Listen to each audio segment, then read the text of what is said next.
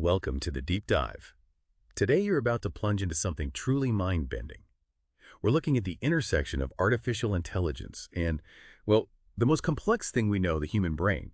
Can you even imagine using AI to actually build pieces of a brain? So our mission for this deep dive is to unpack insights from this really extraordinary consulting record. It details an incredibly ambitious project, the main goal, basically to bring together neuromorphic computing and generative AI and use them for large-scale 3D neural network structure reconstruction. We're going to explore the high-level research goal, the specific questions they're asking, the technical hurdles, and the solutions they're proposing, all straight from this brief. We'll break down what it all means, why it's just so challenging, and the truly groundbreaking potential here.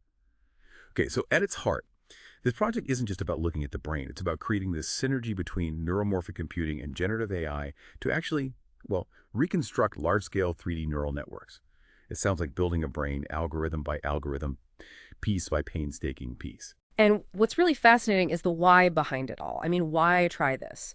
So neuromorphic computing, for listeners maybe not deep into brain-inspired hardware, it's not just faster chips. It's a whole different way of thinking about processing information, trying to mirror the brain's own parallel sort of event-driven way of working, and then taking that kind of thinking and applying it to rebuild the brain itself. That's connectome reconstruction, essentially mapping the brain's wiring diagram. And this research, it could massively speed that up, giving us this unprecedented view of how brains are built and, crucially, how they actually function. Okay, and this is where, for me, it gets really interesting because the brief doesn't just talk high-level goals. It gets right into the core challenges. It lays out these 4 key questions guiding the whole thing. These really capture just how hard this is, don't they? Oh, absolutely. The first big one they're tackling is how can generative AI even learn the important structural features from real brain 3D electron microscopy data? EM data, That stuff is incredibly complex. It's not like standard images. Right. And then, okay, even if it learns something, how do you make sure it's generating, real biology, not just abstract pattern? Exactly. That's the second question. How can we generate neural network structures that are genuinely biologically meaningful? Because, like you said, it's not enough for it to look like a neuron cluster. It has to obey biological rules. Which takes us right to the third one, and maybe the most critical. How do we actually validate these generated structures? How do we know they're plausible, that they could actually function? You're not just making static art here. Precisely. Validation is huge. And then there's the fourth question, sort of the big umbrella. What's the overall technical feasibility? Can this whole ambitious vision actually be implemented? It's a massive undertaking. And it's clear this isn't something they expect to solve overnight. The record lays out a very clear, phased approach. So let's talk about the short-term goals first. What are those crucial initial steps? Yeah, these first steps are absolutely foundational. Can't skip these. First, they need to define quantifiable indicators for neural structure features. I mean, how do you even start to translate the messy reality of biology into numbers and rules an AI can learn from? That's a really good point. It sounds incredibly difficult. The brief suggests it needs really intense, close work with biologists. It seems like it's about creating a shared language almost. Translating biology into math, AI understands.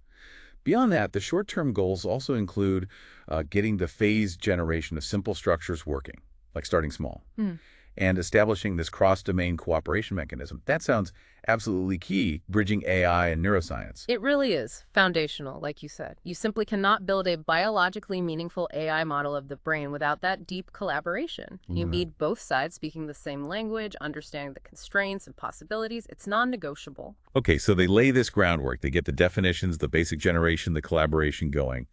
Once that's sort of in place, what's the next big leap? The brief talks about midterm objectives. Right, the midterm goals. This is where they really start pushing the envelope. They aim to develop a 3D generative model specifically designed for neural structures, not just adapting existing ones. And, this is really important, establishing a biologically meaningful loss function framework.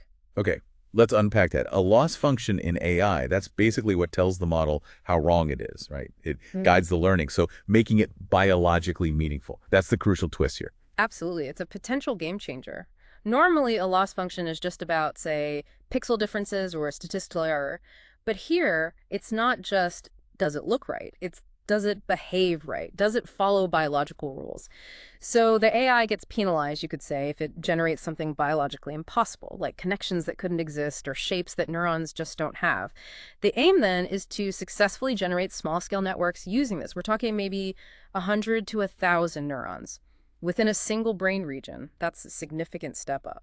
And from there, the ambition just goes way up for the long-term vision. The document mentions establishing a complete brain region neural network generative AI and developing practical architectures for neuromorphic computing itself. Yeah, and if you think about the implications, a complete brain region neural network generative AI, I mean, what could that do?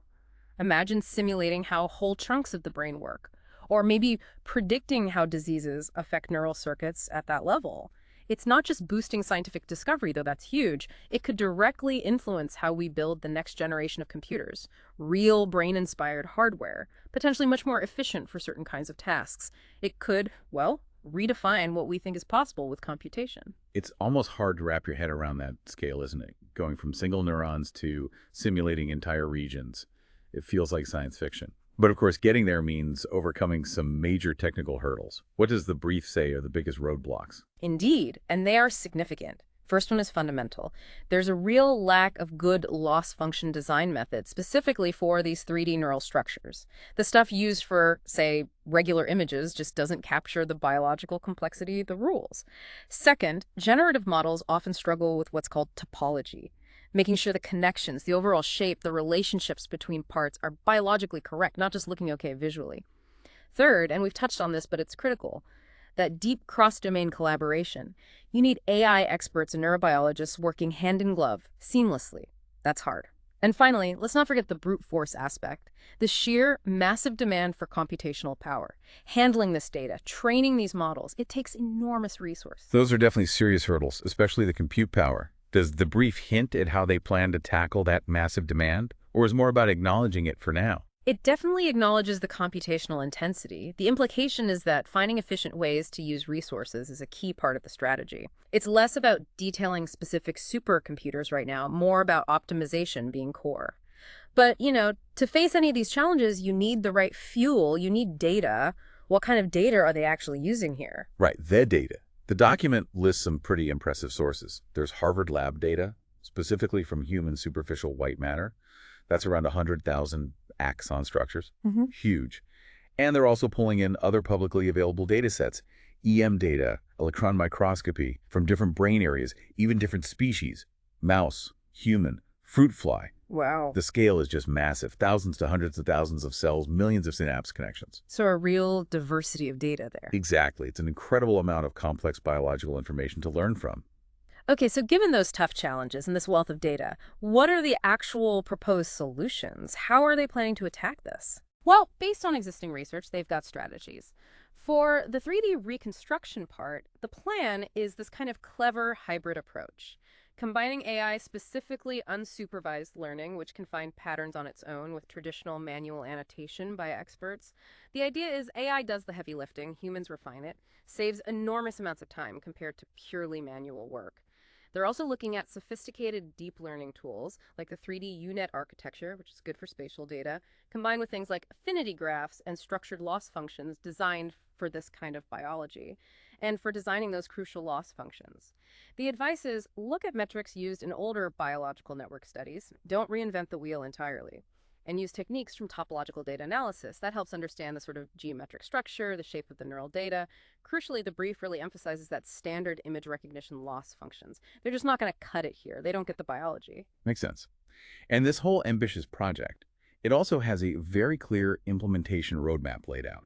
Phase 1 is foundation establishment.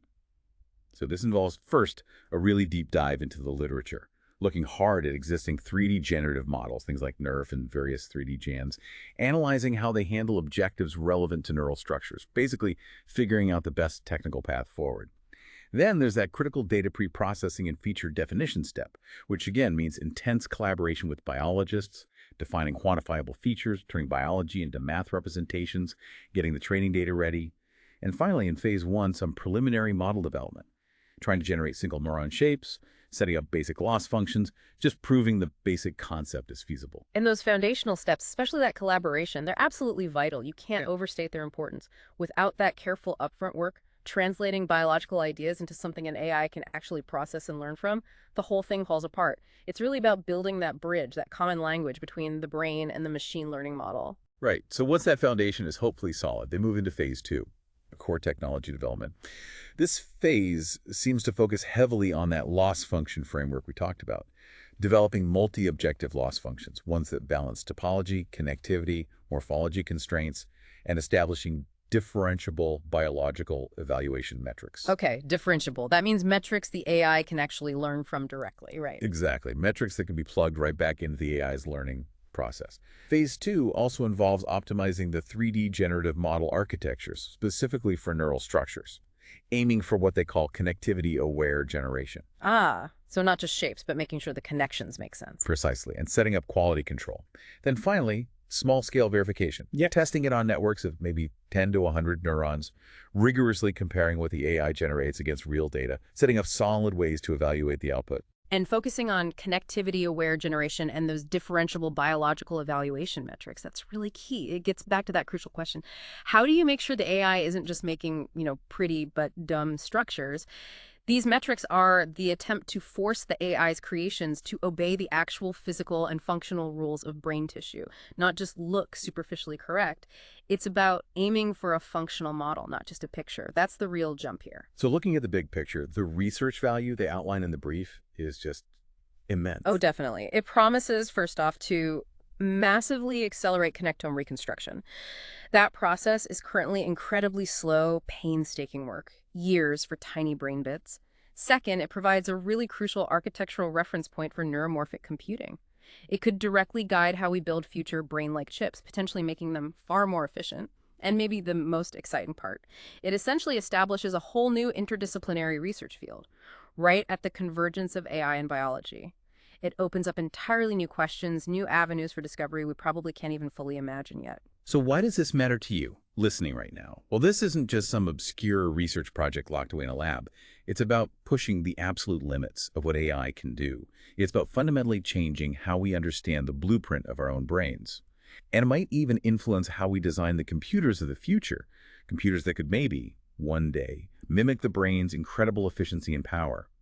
We've taken a deep dive today into a truly extraordinary project, right on the frontier of AI and neuroscience, from this audacious goal of reconstructing 3D neural networks down to the nitty-gritty technical challenges and that detailed roadmap they've planned. Yeah, and it's important to remember this research isn't just about mapping what's already there. It's about generating new, biologically plausible structures, basically from scratch. So as AI gets better at creating and understanding these incredibly complex biological systems, what could that ultimately mean for our understanding of intelligence itself, or disease, maybe even the fundamental nature of life? How might this ability to essentially build a brain reshape everything? It is a truly provocative thought to end on, isn't it? Thank you for joining us on this deep dive.